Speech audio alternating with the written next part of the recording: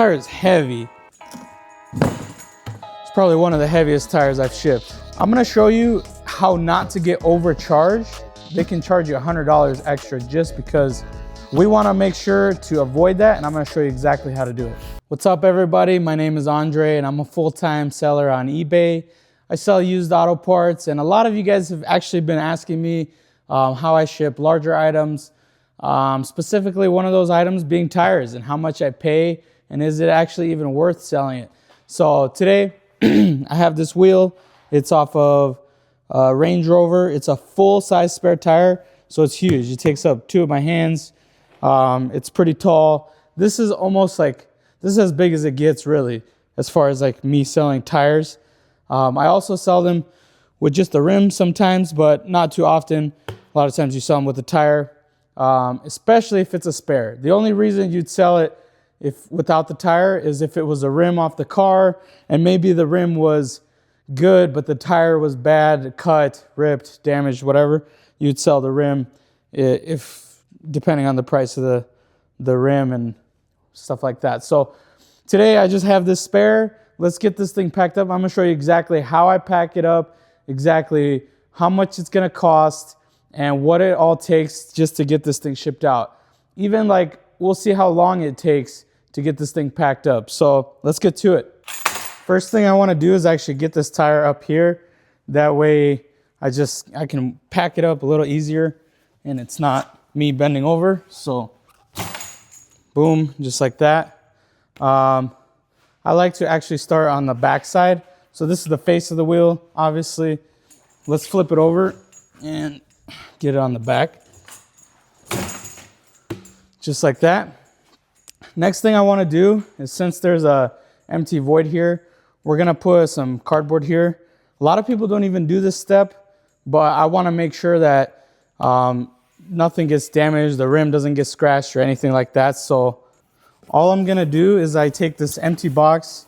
The size is dependent on how deep your rim is. So on the inside here, it's 8 inches. I believe it's like a 9-inch rim.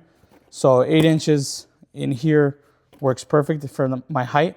All this is going to do is stop the cardboard that we're going to have here from drooping inside the rim. I got this box at Walmart. Comment down below if you also get these boxes. I think I paid for this box 90 cents when you buy it in bulk off Walmart's website. So if you don't know that hack, buy it on their website. It's actually cheaper. All we're going to do is trim this to size. So just kind of center it up here. And then I'm just gonna trim the corners. Doesn't have to be super nice, but you just wanna make sure it's not sticking out.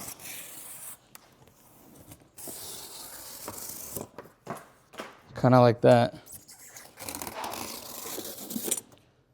Just like that. And then now we have 2 pieces, one for the front, one for the back. I might do it differently than you do it. Let me know how you guys do it. I'm just wondering, if it's a big tire like this is exactly how I'm gonna do it.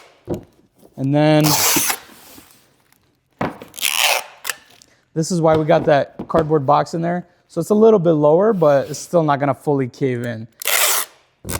And then just add a nice amount of tape.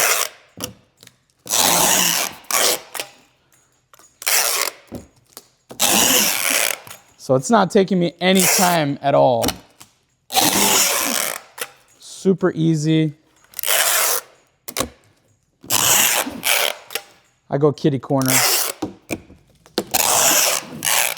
So a lot of times you'll notice your tape doesn't actually want to hold too well to the tire, but you'll see once we flip it, we'll tape it to itself. It's going to be really nice.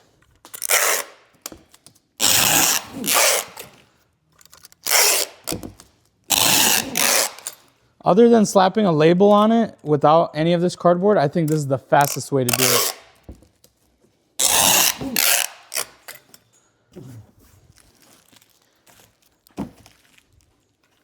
Let's get it flipped over. This tire is heavy. It's probably one of the heaviest tires I've shipped. But then we just Put this piece on here.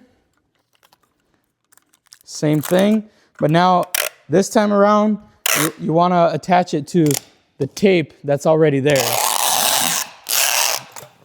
That'll lock the tape in. Make it like so it doesn't come loose.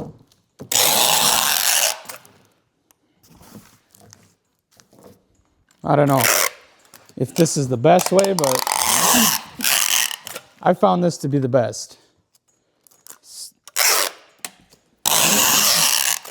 definitely fast. I'm not wasting a ton of time. Just using a good bit of tape, but it's business, it's worth it. Like, it's kind of what you got to do.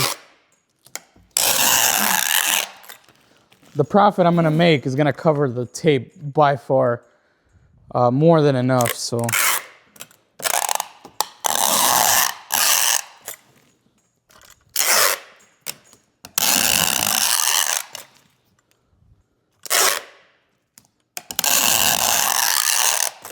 That literally took a minute or two.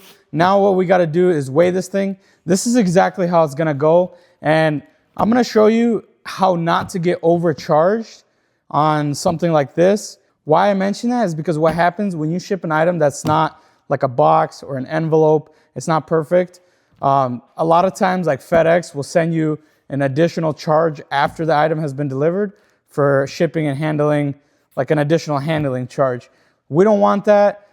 It can be expensive. It can be like, they can charge you $100 extra just because of like extra handling for irregular package. So we want to make sure to avoid that, and I'm going to show you exactly how to do it. It's time to weigh the tire.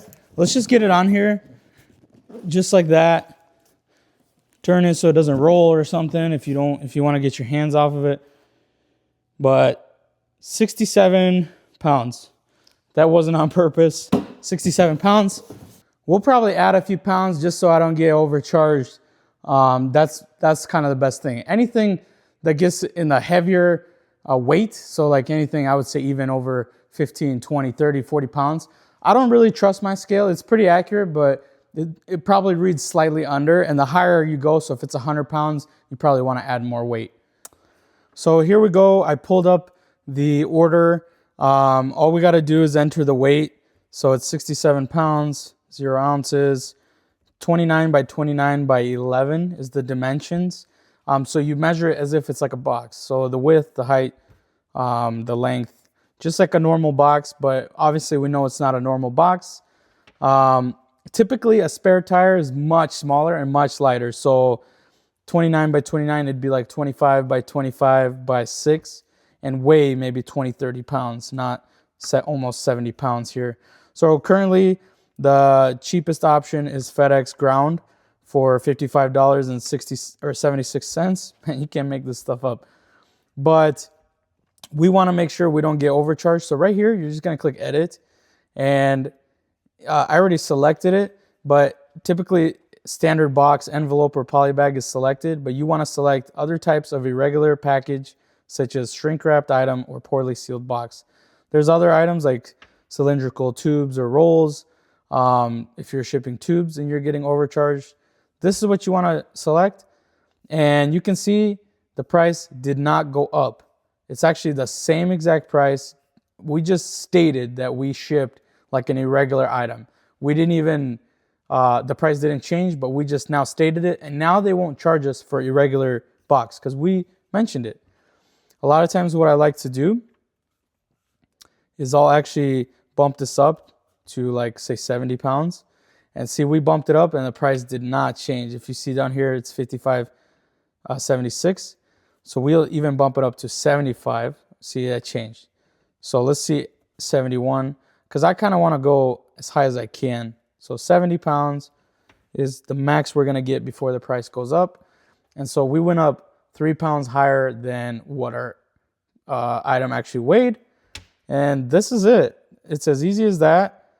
Let's go ahead and purchase it. So you might be thinking like, that's pretty expensive, 55 bucks for shipping the tire. That's actually like almost the most I've paid for shipping a spare tire or a wheel of any kind.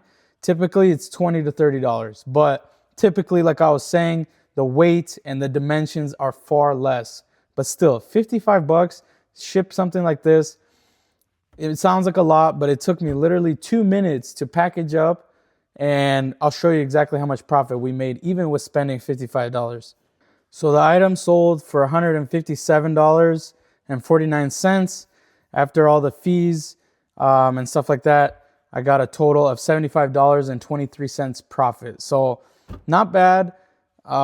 Super easy to ship, super easy to store. $75 was like free. You know what I mean? So this is another example of a wheel that I sold. It was just the rim, no tire. So it weighed far less and the dimensions were far smaller. But in this case, it wasn't a spare tire. And typically you wouldn't buy a spare tire for just the rim. You're looking for the tire. So the other one had to go with the tire, but this one, it didn't. It sold for $170. And after all the fees, I made $110. So not bad. I shipped it a little differently. I'll show you that right now. This is that rim. I just packaged it in a box that I made from the Walmart boxes. This is the large one. And I reinforced it with a bunch of bubble wrap and cardboard. So just like you would ship anything, really. That's how you'd ship this rim. That's how I ship wheels and rims and spare tires. If you have any questions, be sure to let me know in the comments. That's going to do it for this video. Thanks and God bless.